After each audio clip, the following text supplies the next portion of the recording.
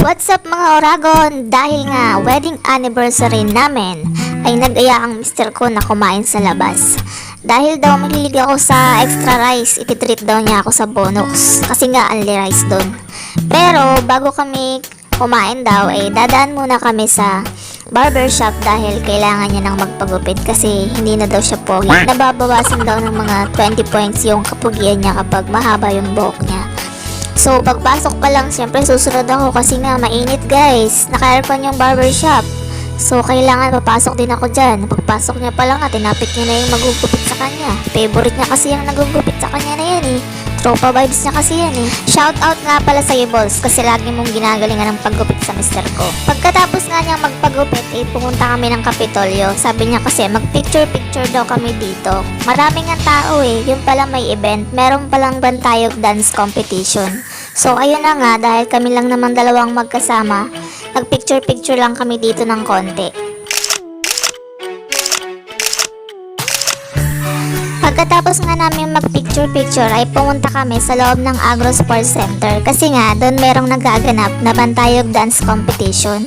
Pasensya na kung walang tugtog kasi nga baka maka-copyright ako kaya inalis ko yung tugtog niya. So marami namang tao at maraming nanonood. Wala ring bayad yung entrance, libre siya, pwede kang pumasok para makapanood ka. Pagkatapos nga namin ay pumunta na kami sa Bonox para makakain na kami. So dito nga niya ako nititreat daw kasi daw mahilig daw ako sa Andy Rice. Kaya ito pagbibigyan niya ako para daw lumubo ako lalo. Pizza inasal nga guys yung in-order namin kasi Andy Rice yun. Tsaka 105 pesos ang isang order nun.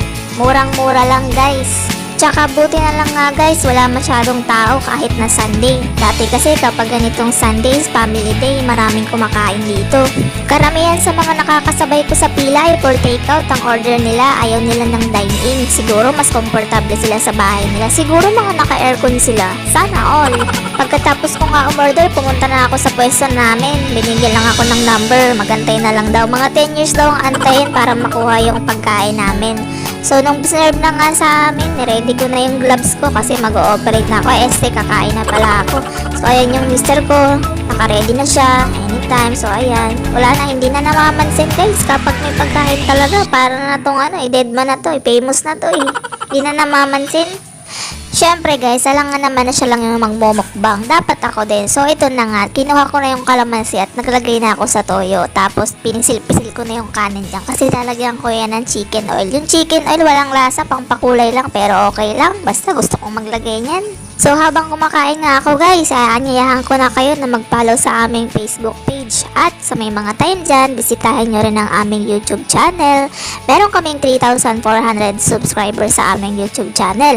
At monetize na rin ang aming YouTube channel at naka-open ang aming membership at super chat. Pwede kayong mag-avail ng aming membership for only 49 pesos at pwede rin kayong maka-avail ng mga super chat kapag meron kaming mga premiere ng aming mga videos. So guys, follow na kayo at subscribe na kayo. Sa mga mahilig nga palang maglaro ng sabong at ng kung ano-ano pang games na pwedeng pagkaperahan, meron akong link ng 77 at pwede kayong mag-register gamit ang inyong Gcash. So tapos na nga pala kaming kumain yan kaya nakatulala na ako. Pinipilit ko na lang ubusin yung 7up kasi nga super busog na ako guys. Nakatatlong extra rice kaming mag-asawa.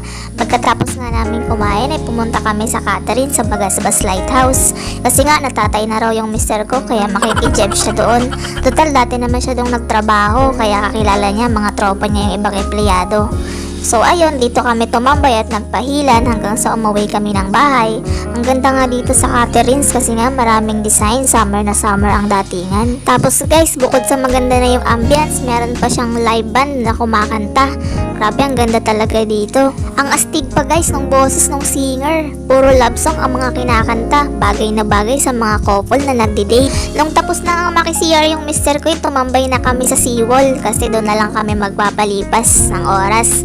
At magpapahilan kasi nga sobrang busog na busog guys. So hanggang dito na lang yung video namin. Sana ay natuwa kayo sa aming munting vlog and please subscribe sa aming YouTube channel. Follow nyo rin kami sa aming Facebook. Yun lang, thank you!